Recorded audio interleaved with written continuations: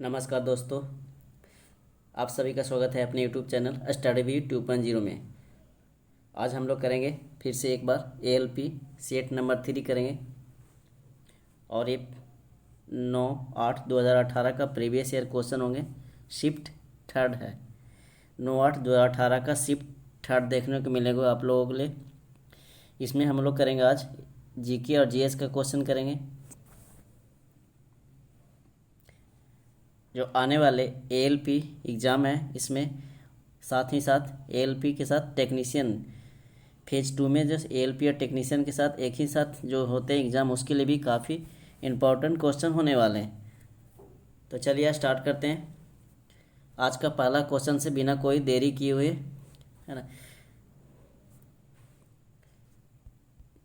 चलिए आज का पहला क्वेश्चन देख लेते हैं। ये करेंट का क्वेश्चन है, इसको छोड़ देते हैं, ठीक है। करेंट का क्वेश्चन 2018 का है, तो हम लोग करेंगे सिर्फ नए करेंट या प्रीवियस ईयर जीके या जीएस का क्वेश्चन। चलिए स्टार्ट करते हैं क्वेश्चन नंबर 4 से। एक प्रतिरोधक में से विद्युत धारा है जो आई प्रवाहित होती है। एक स्रोत प्रतिरोधक में भी का विभवांतर बनाए रखता है। वी का विभवांतर है जो बनाए रखता है।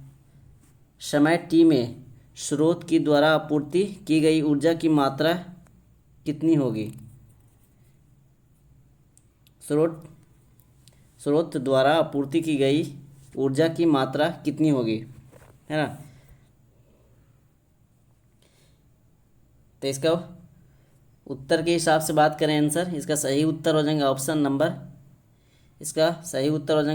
नंबर सी भी। एक मिनट, इसका सही उत्तर हो जाएंगे ऑप्शन नंबर सी, है ना। क्या क्या बी आई इंटू टी। इसमें कि बोला जा रहा है कि एक फार्मूला होता है, एच बराबर होता है वी आई टी, हीट जिसको बोलते हैं, एच से हीट बोलते हैं। उसके बाद एच बराबर होता है, एक और फार्मूला होता है आई स्क्वायर, एच बराबर होता है आई स्क्वायर आर टी होते हैं, ठीक है। इसमें क्या है कि अगर हम यहाँ एच का वैल्यू निकालते हैं, एच का वैल्यू निकाल लेते हैं यहाँ से, ठीक है। तो क्या लिखेंगे, एच बराबर हम लिख सकते हैं वी स्क्वायर बराबर वी स्क्वायर इंटू टी वाटे में आर, है ना। वी स्क्वायर बराबर क्या लिख सकते हैं, अथी एच बराबर क्या लिख सकते हैं, वी स्क्वायर इंटू टी वाटे आर। टी समय का है, वी है जो विभव है, तो इसलिए आर बराबर, एक मिनट क्या हो रहा, इसलिए आर बराबर क्या हो जाएंगे, आर बराबर आ जाएंगे वी बटे आई, आर बराबर वी बटे आई। यहाँ पे भी क्या दर्शा रहा है, यहाँ पे भी है जो विभवांतर को दर्शा रहा है, आई है जो धारा को दर्शा रहा है, और आर है जो प्रतिरोध को दर्शा रहा है, ठीक है। यहाँ तक क्लियर हो गए होंगे। इसका सही उत्तर हो जाएंगे वी आई टी।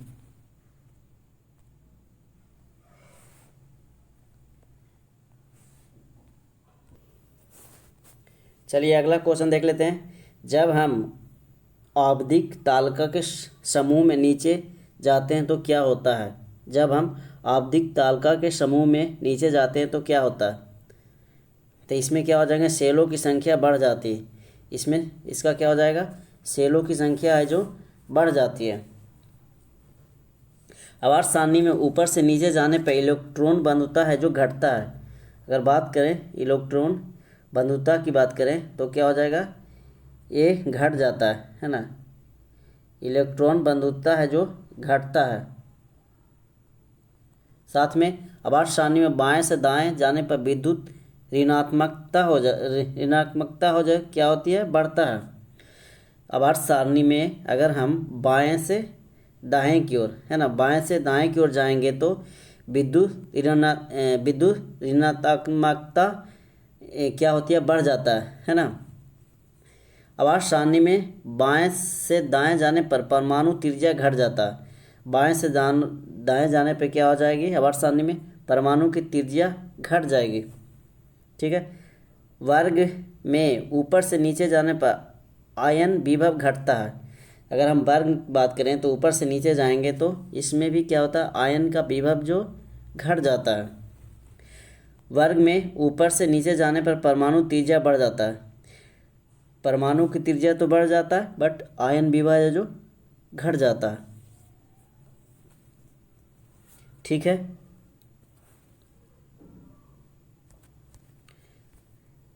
अगला क्वेश्चन देख लेते हैं। प्रारंभिक भारतीय दार्शनिक के अनुसार प्रत्येक वस्तु डैश मूल तत्वों से बनी है। तो प्रत्येक वस्तु मूल तत्वों से बनी है, तो इसका सभी लोग उत्तर दे दिए होंगे लगभग। ऑप्शन नंबर 5 क्या क्या चीज़ से सभी लोग को पता होगा, आग जल वायु क्षितिज गगन, है ना। आग जल वायु क्षितिज और गगन, ये 5 तत्व से मिलके बने हैं।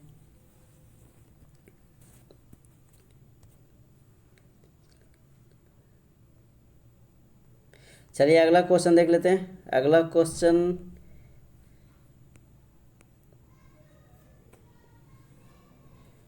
क्वेश्चन में क्या है कि निम्नलिखित में कौन सा एक एम्फोटेरिक ऑक्साइड है ना।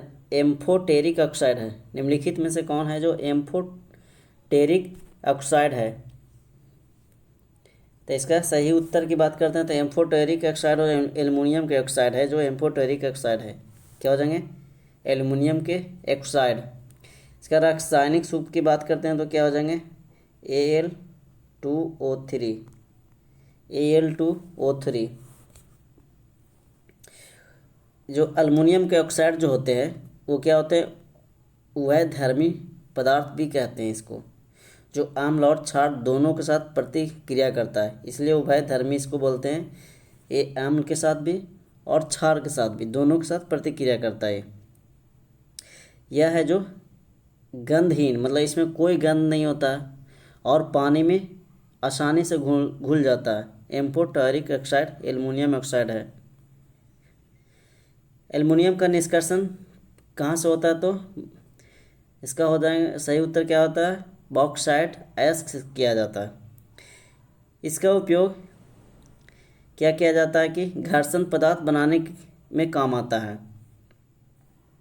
और एल्युमिनियम का ज़्यादातर उपयोग है जो हवाई जहाज़ के पुर्जे बनाने में भी किया जाता है। ठीक है। इसका कुछ और उदाहरण भी लिख सकते हैं एम्फोटेरिक ऑक्साइड के, ZnO, उसके बाद लिख दीजिए PbO, amphoteric oxide ZnO PbO, और अभी हम लोग पढ़ें Al2O3 ZnO और PbO, ये क्या है, एम्फोटेरिक ऑक्साइड है। क्लियर होंगे सभी को यहाँ तक। चलिए अगला क्वेश्चन पे चलते हैं हम लोग।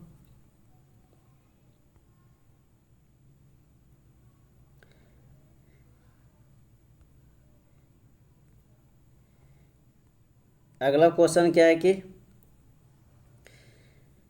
एक करेंट का क्वेश्चन है ना। अमेरिकन ब्रॉडकास्टिंग कॉरपोरेशन के टीवी कार्यक्रम में क्वांटिको में कौन सी प्रसिद्ध भारतीय अभिनेत्री ने अभिनय किया है। तो इसको छोड़ दीजिए, एक करेंट का क्वेश्चन दिया गया। ऐसे इसका सही उत्तर की बात करते हैं तो ऑप्शन नंबर सी हो जाएंगे।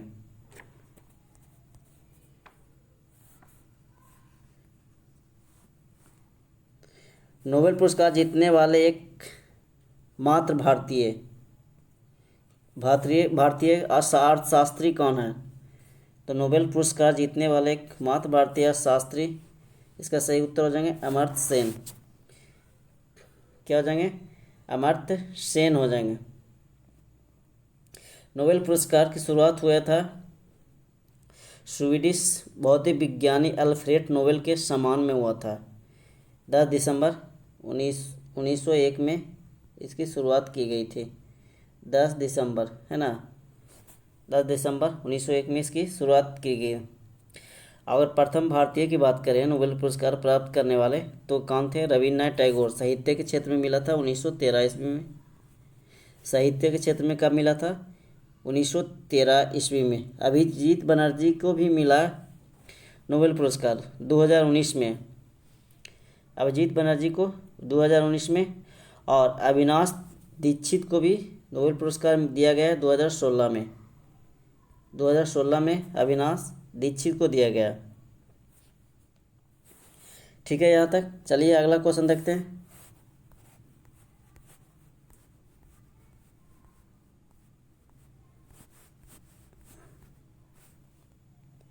अगला क्वेश्चन देख लेते हैं। बोला जा रहा है कि द्रव्यमान m के साथ चलती हुई वस्तु की गति ऊर्जा काइनेटिक एनर्जी का मान क्या होगा यदि इसकी गति v से बढ़कर 2v तक दोगुना किया जाता?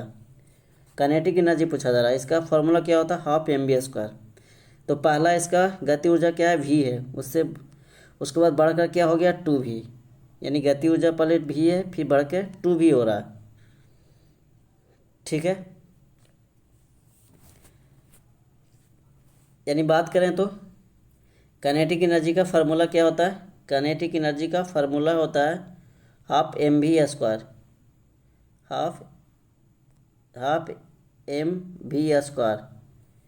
है ना। तो पहले क्या था? इसका 2 था, तो यहाँ पे हम इसको ये कर सकते हैं, यानी पहले 2m यानी v था, उसके बाद हो गया क्या? 2v। तो क्या करेंगे यहाँ पे? 2v v²। तो इसका क्या हो जाएंगे? इसका हो जाएगा 1/2। एक मिनट, इसको फिर से देखें।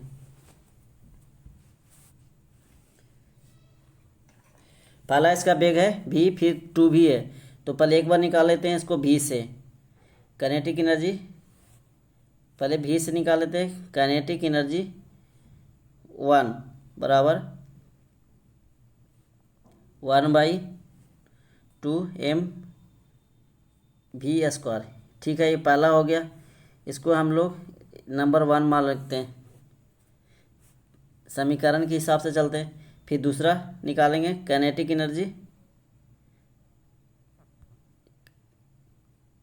एनर्जी 2। तो इसका भी करेंगे हाफ m। इसका क्या करेंगे? ½ m, यहाँ पे v की जगह 2, v की जगह 2 हो जाएंगे। एक मिनट, 2v²। ठीक है, क्या हो रहा? 2v²। तो इसको देखिएगा, 2v² है तो काइनेटिक एनर्जी 2 है ना। तो इसको डिवाइड कर दीजिए डायरेक्टली, तुलना करने पर, है ना। दोनों को क्या करेंगे? डिवाइड कर देंगे। तो ऊपर वाला क्या हो जाएगा? ये दोनों एक कट जाएगा, mv से mv, ये भी कट जाएगा। यहाँ पे v से v कट जाएंगे, और यहाँ पे स्क्वायर है तो ये क्या हो जाएगा? 4, है ना। 4, यहाँ पे क्या बचेगा? 4, और v बचेगा। सॉरी, v तो कट गया ना, v² से v² कैंसिल, ये दोनों कैंसिल, तो 4 बचेगा। यहाँ पे स्क्वायर गुना कर देंगे 2 से, 2 का, तो ये 4 हो जाएगा। तो काइनेटिक एनर्जी ये क्या लिखेंगे? 4 काइनेटिक एनर्जी बराबर इधर वाला 2, इसको यहाँ ले जाएंगे, इसको यहाँ ले जाएंगे, है ना। तो ये वाला 4 इसमें मल्टीप्लाई हो जाएगा, और ये वाला यहाँ आ जाएगा, तो हो जाएगा kinetic energy 2 equal to kinetic energy 2। ठीक है, अब सभी को समझ में आ गया होंगे। तो इसका सही उत्तर की बात करेंगे, क्या हो जाएंगे? ऑप्शन नंबर बी, है ना। क्या हो जाएंगे? Option number B, kinetic energy 4E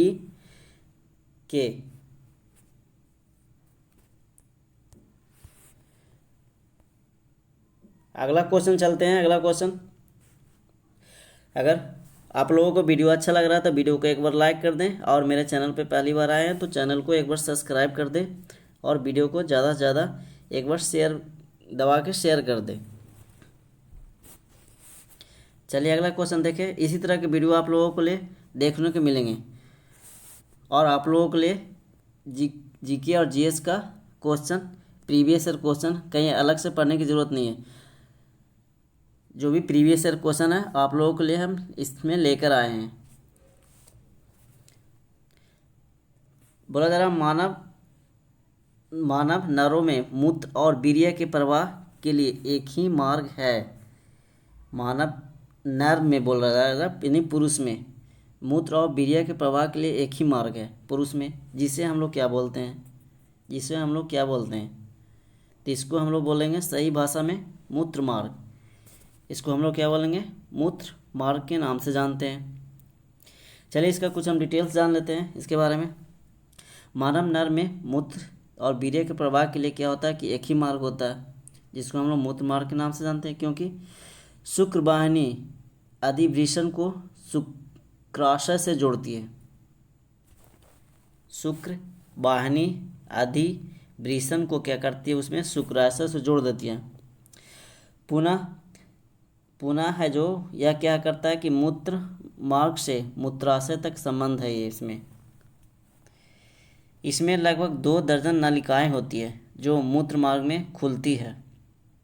2 दर्जन यानी 24। फिर उसके बाद पुनस्थ में क्या होता है कि द्रव शुक्राशय द्रव के साथ मिलकर मूत्र मार्ग में पहुंचते हैं। उसके बाद टेस्टिस के बाहर एक पतली त्वचा की थैली होती है, जिसे हम लोग वृषण कोश कहते हैं। टेस्टिस है ना, के बाहर एक क्या होती है, पतली त्वचा की थैली होती है, जिसे हम लोग वृषण कोश कहते हैं। स्क्रोटम की मदद से टेस्टिस के तापमान को नियंत्रित किया जाता है। उसके बाद लैंगिक प्रजनन में विविधता अधिक होती है। लैंगिक में शुक्राशय द्रव में फ्रैक्टोज उपस्थित होता है। शुक्राशय द्रव में क्या होता है कि फ्रैक्टोज उपस्थित होता है। सामान्य स्वस्थ व्यस्क मनुष्य के लिए सामान्यतः 2.5 से लेकर 3.5 मिली वीर्य का उत्सर्जन करता है। ठीक है, आगे चलते हैं। बोला जा रहा है कि निम्नलिखित में कौन सा एक अम्ल का गुण नहीं है। निम्नलिखित में है जो कौन सा एक अम्ल का गुण नहीं है, तो इसका सही उत्तर क्या हो जाएंगे। अम्ल है जो अम्ल का स्वाद क्या होता है, कड़वा होता है, ये अम्ल का गुण नहीं है। बाकी ठीक है। अम्ल है जो स्वाद में खट्टा होता है, अम्ल क्षार के साथ मिलकर लवण बनाता है। ठीक है। अम्ल नीले लिटमस को क्या कर देता है, लाल में परिवर्तित कर देता है। अम्ल का पीएच मान की बात करें तो 7 से क्या होता है, अम्ल का पीएच मान 7 से कम होता है। अम्ल है जो मिथाइल ऑरेंज को भी लाल कर देता है। और अम्ल है जो विद्युत का ये सुचालक होते हैं। क्षार की बात करें तो क्षार होते हैं जो कड़वा होते हैं, और इसका मान पीएच मान होता है 7 से अधिक होता है। ठीक है। अगला क्वेश्चन देख लेते हैं। बोला जा रहा है कि यदि कंडक्टर का प्रतिरोध दोगुना हो जाता है तो विद्युत धारा अधिक हो जाती है, यह किस कारण से होता है। कंडक्टर का प्रतिरोध को हम दोगुना कर देते हैं तो विद्युत धारा आधी हो जाती है, ये किस कारण से होता है। तो हो जाएंगे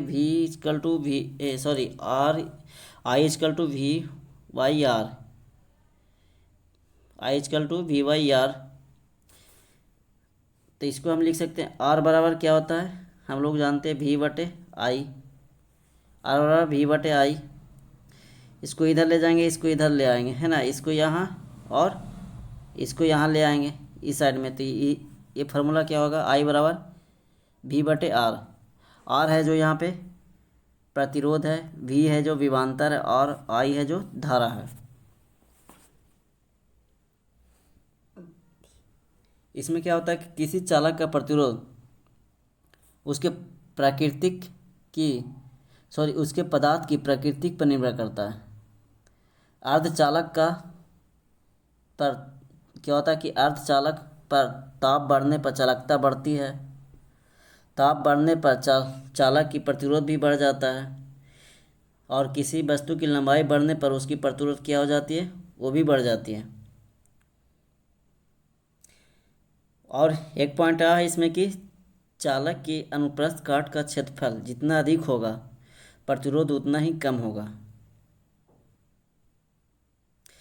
और अर्धचालक की बात करते हैं तो अर्धचालक में ताप बढ़ने पर उसकी प्रतिरोधकता क्या होती है, घट जाती है। ठीक है, चलिए अगला क्वेश्चन देख लेते हैं।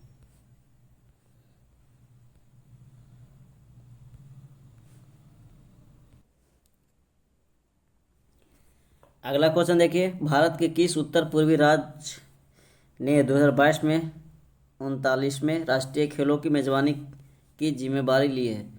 तो 2022 का करंट है ना, इसको देख लेते हैं एक बार थोड़ा। तो इसका सही उत्तर की बात करें 2022 तो हो जाएंगे मेघालय। इसका क्या हो जाएंगे, मेघालय। ठीक है, अगला क्वेश्चन देख लेते हैं। अगला क्वेश्चन चलिए, निम्नलिखित में से किस क्षेत्र में सार्वजनिक उपलब्धि के लिए भारत सरकार द्वारा अर्जुन पुरस्कार दिए जाते हैं। तो इसका उत्तर आप लोग कमेंट्स बॉक्स में बताइएगा। अर्जुन पुरस्कार बहुत आसान सा क्वेश्चन है। चलिए अगला क्वेश्चन देखते हैं। दांतों में सड़न शुरू हो जाती है तब मुंह की पीएच है जो कम हो जाता है, कितना से कम हो जाता है। तो इसका सही उत्तर पे चलते हैं हम लोग। इसका हो जाएंगे 5.5 से कम हो जाएगा तो सड़न शुरू हो जाएंगे। इसी तरह के क्वेश्चन देखने को मिलेंगे, है ना। इससे ज़्यादा हाई लेवल के पढ़ने की ज़रूरत नहीं है। तो जितना ज़्यादा आप लोग प्रीवियस ईयर क्वेश्चन करेंगे उतना आप लोगों के लिए फ़ायदा होंगे। तो इसमें कितना हो जाएगा 5.5। दांतों में सड़न शुरू हो जाती है, 5.5 से कम हो जाता है। हमारे शरीर का पीएच मान की बात करें तो कितना होता है, हमारे शरीर का पीएच मान 7 से 7 से लेकर 7.8 तक होता है। दांतों का जो होता है एनामेल कैल्शियम फास्फेट से बना होता है। दांतों का जो एनामेल होता है जो क्या होता है कि कैल्शियम फास्फेट से बना होता है। दांतों का सबसे क्या होता है, ये कठोर भाग होता है। दांतों का सबसे कठोर भाग एनामेल ही होता है। भोजन का पाचन है जो कहाँ से शुरू हो जाता है, तो मुंह से शुरू होता है।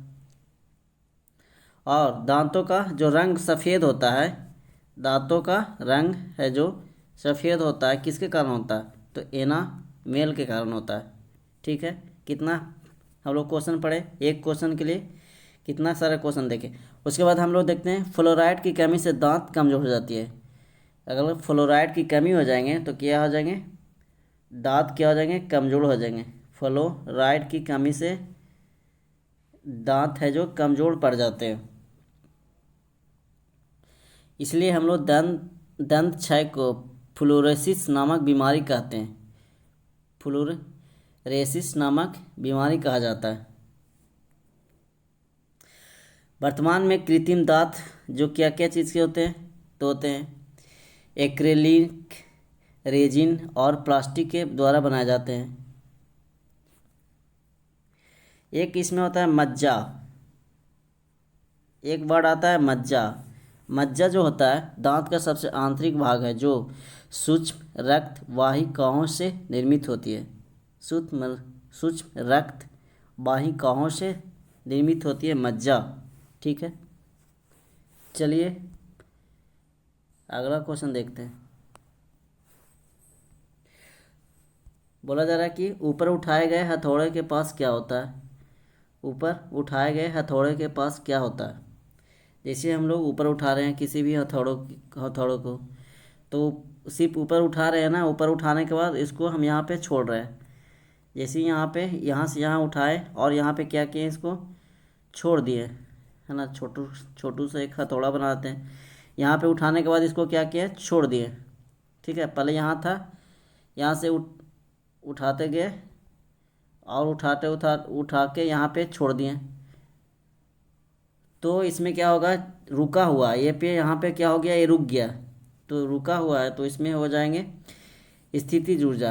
क्या हो जाएंगे, स्थितिज ऊर्जा। क्योंकि किसी वस्तु की स्थिति के कारण जो कार्य करने की क्षमता होती है उसको ही हम लोग स्थिति ऊर्जा करते हैं, यानी mgh। इसका फार्मूला क्या होता है, mgh स्थिति ऊर्जा का। गति ऊर्जा का क्या होता है, हाफ mv², हाफ mv²। तो ये काइनेटिक एनर्जी का फार्मूला ये हम लोग बताए थे, हाफ mv²। स्थिति ऊर्जा का कुछ एग्जाम्पल हम बता देते हैं। तना हुआ धनुष या स्प्रिंग है जो स्थिति ऊर्जा है। तना हुआ गुलेल, वो भी स्थिति ऊर्जा है। उसके बाद चाबी वाली घड़ी, है ना, चाबी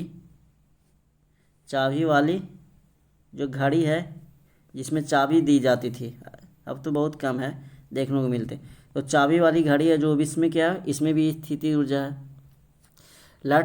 छत से लटका हुआ पंखा, छत से लटका हुआ जो पंखा होते हैं वो भी, उसमें भी क्या होती है, स्थिति ऊर्जा होते हैं।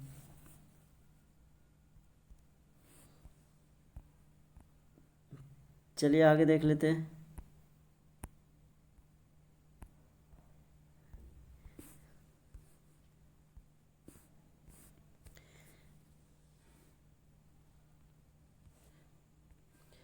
बोला जा रहा है कि सार्वभौमिक गुरुत्वाकर्षण नियतांक यानी जी के मूल्य की खोज किसके द्वारा की गई थी। सार्वभौमिक गुरुत्वाकर्षण नियतांक जी का मूल्य की खोज किसके द्वारा की गई थी। तो इसका सही उत्तर क्या हो जाएंगे, हेनरी कैवेंडिश के द्वारा। हेनरी कैवेंडिश के द्वारा खोजी गई थी।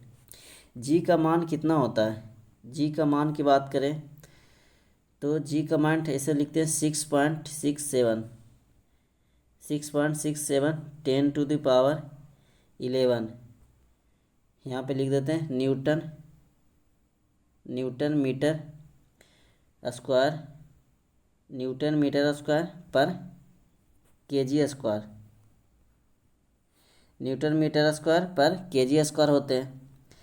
6.67 10⁻11 newton metre square per KG square होता है। ठीक है, जी का मान न्यूनतम कहाँ पे होता है, तो जी का मान न्यूनतम होता है जो भूमध्य रेखा पे होता है। जी का मान है जो इक्वेटर पे, बीच में, यहाँ पे जी का मान कहाँ पर न्यूनतम होता है, तो भूमध्य रेखा पर होता है। और जी का मान पूरे ब्रह्मांड में नहीं बदलता है ना। जी का मान पूरे ब्रह्मांड है जो ब्रह्मांड में ये नहीं बदलता है। जी क्या है, एक अदिश राशि है। पृथ्वी के केंद्र पर गुरुत्वीय त्वरण का मान 0 होता है। पृथ्वी के केंद्र है ना, यहाँ पे गुरुत्वीय त्वरण का मान क्या हो जाएंगे, 0 हो जाएंगे। ठीक है, अगला क्वेश्चन देख लेते हैं। यदि कोई वस्तु त्रिज्या r है, वृत्ताकार पथ पर चारों ओर जाने पर 30 सेकंड का समय लेती है, तो वेग भी निम्न में से किसके द्वारा दिया जाता है। यदि कोई वस्तु की त्रिज्या r है और वृत्ताकार पथ के चारों ओर जाने में कितना समय लग रहा है, तो t, तो वेग भी है जो निम्न में से किसके द्वारा दिया जाता है। तो इसका सही उत्तर क्या हो जाएंगे, इसका हो जाएंगे d बराबर होता है फार्मूला s/t, है ना, s/t, यानी d बराबर होता है दूरी, s बराबर होता है स्पीड, t बराबर होता है टाइम, यानी दूरी बराबर चाल गुना समय, एस चालू हुआ, स्पीड हुआ, टी हो गया समय, डी बराबर, ठीक है। तो डी बराबर लिख सकते हैं, डी बराबर वृत्त की परिधि 2 पाई आर, 2 पाई आर, वृत्त की परिधि डी बराबर 2 पाई आर बाटे क्या हो जाएंगे टी। इसका भी बराबर, यानी इसको हम लिख सकते हैं यहाँ पे, 1 मिनट, ये हो गया डी बराबर 2 पाई आर बाटे भी, वृत्त की परिधि हो गया है, तो इसलिए भी बराबर हम क्या लिख सकते हैं, 2 पाई आर/टी, ठीक है।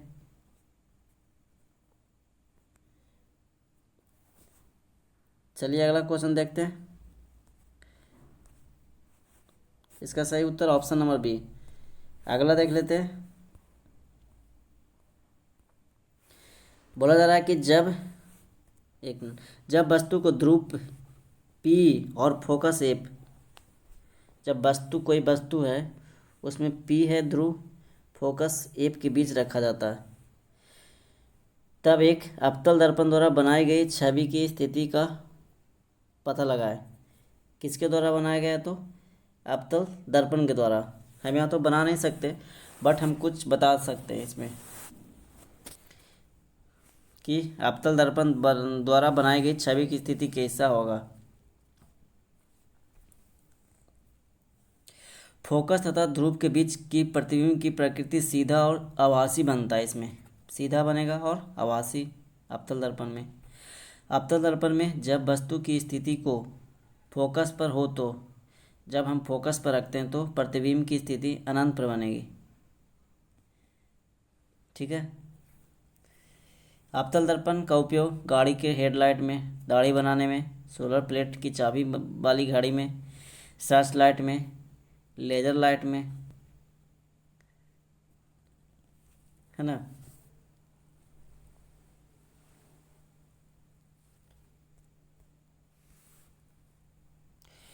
अगला क्वेश्चन है कि एक अल्कोहल का क्वथनांक है जो 78 डिग्री सेल्सियस है, लेकिन केल्विन पैमाने पर तापमान कितना होगा।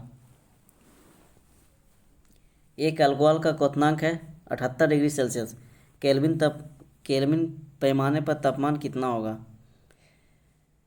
तो इसको हम लोग फार्मूला से निकाल सकते हैं। C बराबर कितना होता है 100, लिख लीजिए, बराबर किस में पूछा जा रहा है तो केल्विन में, तो केल्विन वाला लिख लीजिए के 273 और बटे 100, के 273 बटे 100, 100 से 100 काट भी सकते हैं यहाँ से। C किस में पूछा है केल्विन पर ना, तो C का वैल्यू दिया हुआ है यानी 78, कितना हो जाएगा 78 और के माइनस 273, के माइनस 273 हो जाएंगे। अब इसको इधर ले जाइएगा, इसमें जोड़ दीजिए, इसको इधर ले जाके इसमें क्या किया 78 में जोड़ दीजिए, यानी के का वैल्यू आ जाएगा। के का वैल्यू कितना लिखेंगे, इसको जोड़ने के बाद 351 के 351 किया जाएंगे, ठीक है। कितना आसान था, इसका फार्मूला आप लोग याद रखिएगा तो आसानी से निकल जाएंगे। इस तरह के क्वेश्चन देखने को मिलते हैं एग्ज़ाम में।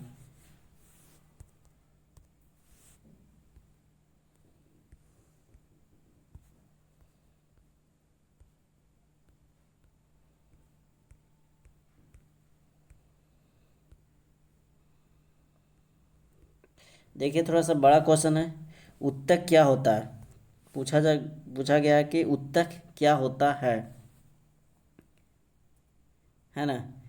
तो उत्तक क्या होता है, तो हम लोग इसका सही उत्तर जान लेते हैं। उत्तक क्या होता है कि उत्तक जो है, पहले इसको देखते हैं। वे कोशिकाएं जो मूल रूप से दिखने में और कार्य करने में क्या होती है, समान होती है।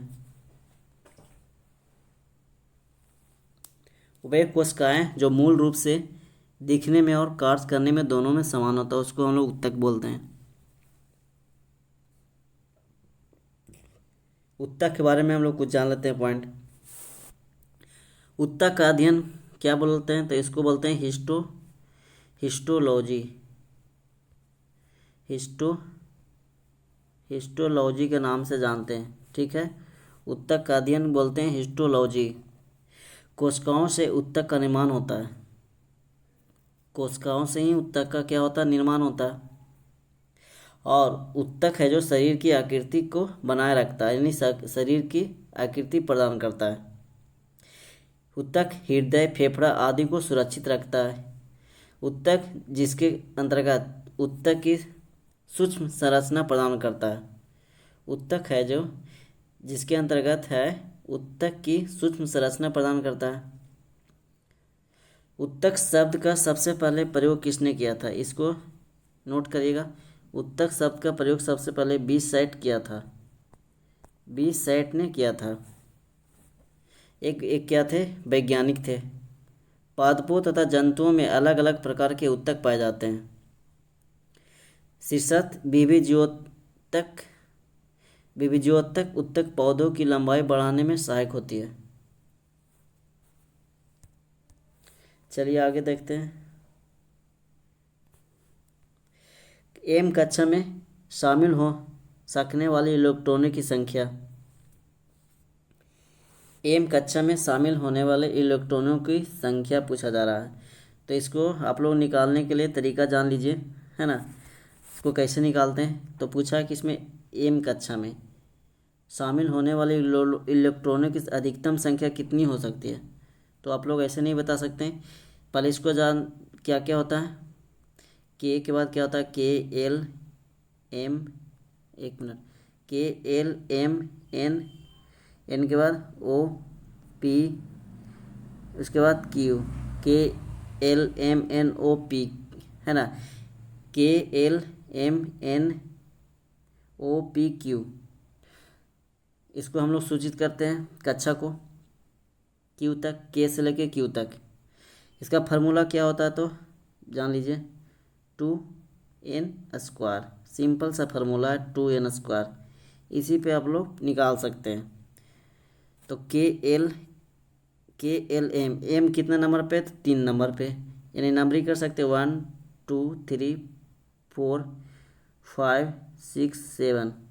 अब किसी का भी आप लोग निकाल सकते हैं, यानी एम का पूछा है तो 2, एन का वैल्यू कितना आ रहा है तो 3 का स्क्वायर, तो हो जाएंगे 2, 3 3 का स्क्वायर करेंगे तो 9, तो 9 इंटू 2 यानी 18। कितना आसान था निकालना, है ना। तो आप किसी का भी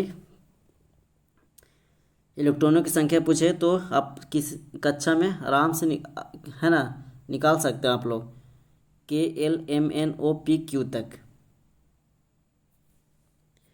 इसका सही उत्तर हो जाएगा ऑप्शन नंबर सी। नाभिक के सबसे नज़दीक वाली कक्षा के ही कहा जाता है, सबसे नज़दीक है जो के कहा जाता है।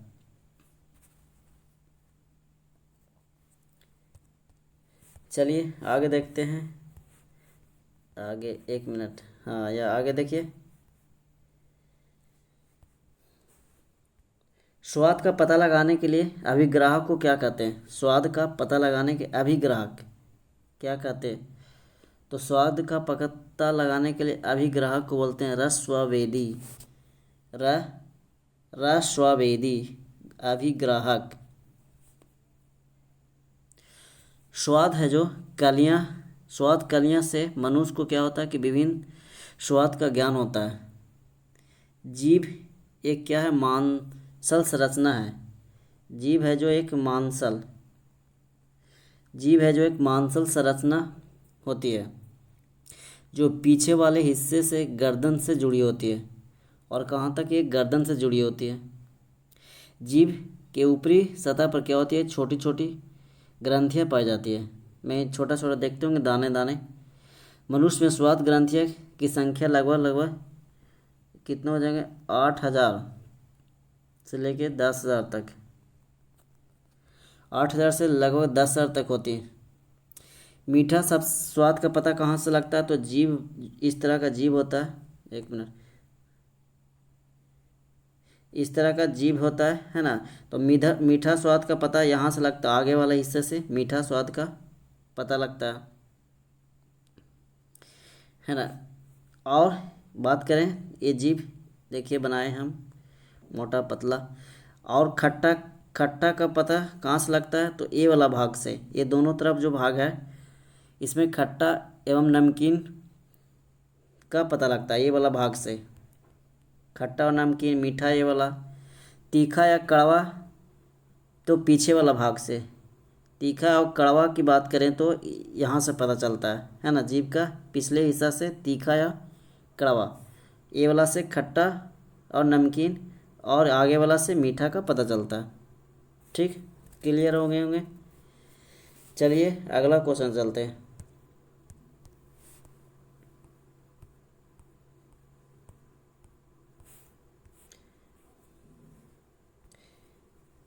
ये तो करेंट का क्वेश्चन है, इसको छोड़ दीजिए।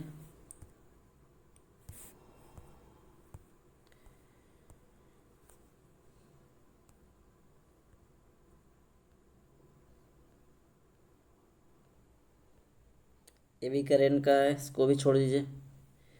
ये देख लीजिए, बंगाल का पहला विभाजन कब हुआ था। पहला विभाजन पूछा गया है ना, यानी सबसे पहला जो विभाजन हुआ था बंगाल का, तो कब हुआ था, तो हो जाएगा 1905 ईस्वी में। बंगाल का विभाजन हुआ था 1905 ईस्वी में। 1905 ईस्वी में और क्या हुआ था कि 1905 ईस्वी में हुआ था, होम रूल सोसाइटी की स्थापना हुआ था। होम रूल सोसाइटी की स्थापना किए थे श्यामजी कृष्ण वर्मा ने लंदन में। कहाँ पे किए थे, तो लंदन में श्यामजी कृष्ण वर्मा ने होम रूल सोसाइटी की स्थापना की थी। 1904 की बात करते हैं तो 1904 के समय में लॉर्ड कर्जन के समय में सहकारी उधार समिति अधिनियम बनाया गया था।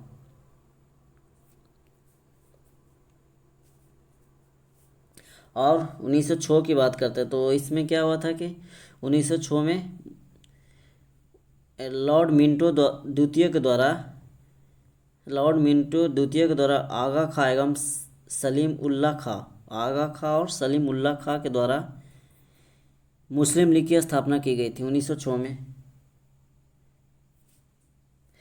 1905 में लॉर्ड कर्जन के समय ही क्या हुआ था, बंगाल का विभाजन हुआ था, इसलिए वहाँ पे भारत में इसका विरोध हुआ।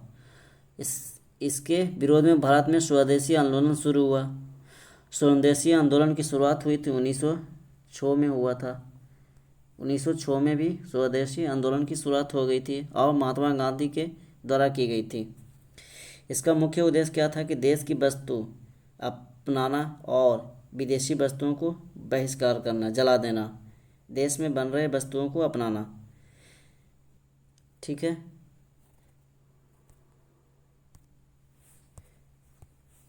अगला क्वेश्चन देखिए। एक प्रकार के अलैंगिक प्रजनन को पहचाने जिसमें जड़, तने और पत्तियां जैसे पौधे के कुछ हिस्से के माध्यम से प्रजनन शामिल है।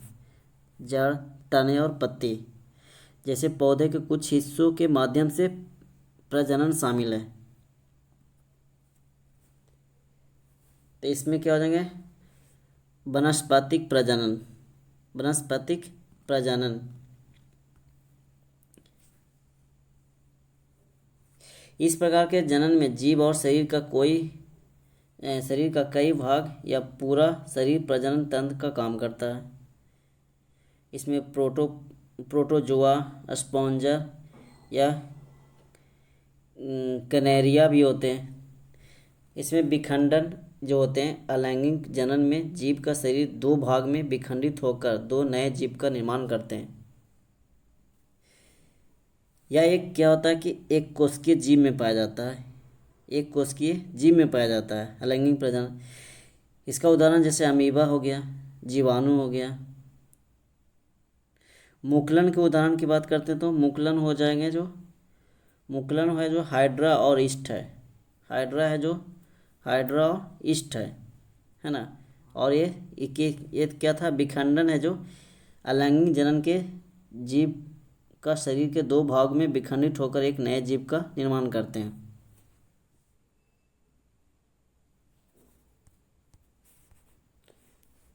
अगला है कि ईसाई धर्म में सबसे प्रसिद्ध चर्चों में से एक सेंट पीटर्स बेलिस्का किस शहर में स्थित है?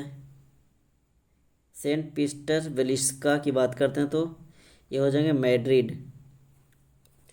ये कहाँ पे स्थित है? मैड्रिड में स्थित है। लिस्बन की बात करते हैं। लिस्बन पुर्तगाल देश की राजधानी है। लिस्बन। पीसा की बात करें तो झुकी हुई मीनार लगभग वर्ष 1173 में बननी शुरू हुई थी। मैड्रिड स्पेन की राजधानी मैड्रिड है जो स्पेन की राजधानी तथा सबसे अधिक जनसंख्या वाला शहर है। उसके बाद वेटिकन सिटी की बात करते हैं तो शहर यूरोप महाद्वीप में स्थित है, एक देश है। पृथ्वी पर सबसे छोटा स्वतंत्र राज्य है वेटिकन सिटी। क्षेत्रफल की बात करें तो लगभग 44 हेक्टेयर है। चलिए आगे देखते हैं अगला क्वेश्चन क्या बोला जाए। डैश की प्रक्रिया में लोहों को जस्ता की एक क्या किया जाता है? कोटिंग किया जाता है और संरक्षण किया जाता है किसके द्वारा? तो इसका हो जाएंगे ग्लैब्रोनाइजेशन के द्वारा। इसमें क्या होता है कि लोहों को जंग लगने से बचाता है। लोहे में जंग लगने पर इस पर वजन क्या हो जाता है? बढ़ जाता है।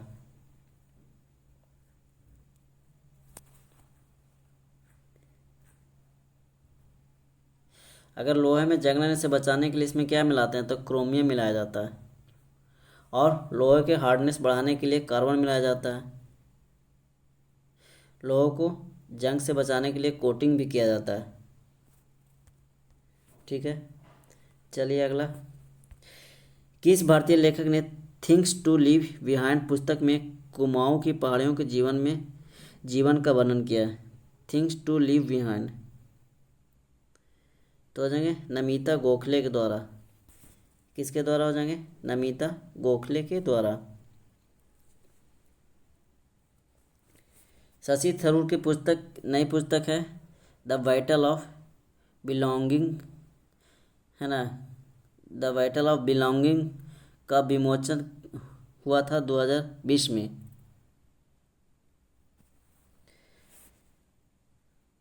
अगला क्वेश्चन चलते हैं, क्या है?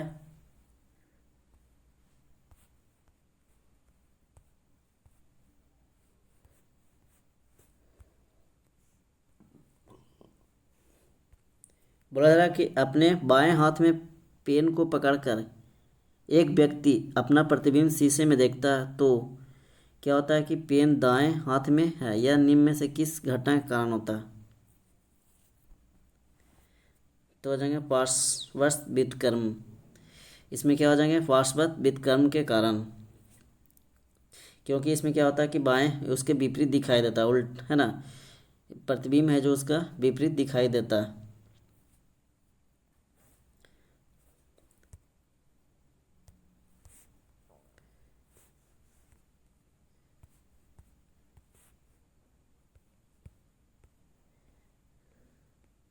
चलिए ये आज का लास्ट क्वेश्चन था। ठीक है, यहाँ तक कंप्लीट हो गए। अगर आप लोगों को वीडियो अच्छा लगा है तो वीडियो को एक बार लाइक कर दें और मेरे चैनल पे पहली बार आए हैं तो चैनल को सब्सक्राइब कर दें। इसी तरह की वीडियो और ऑल नोटिफिकेशन पे ज़रूर क्लिक कर दें ताकि इसी तरह के वीडियो आपको आगे देखने को मिलेंगे। चलिए वीडियो के लास्ट तक बने रहने के लिए सभी को एक बार धन्यवाद।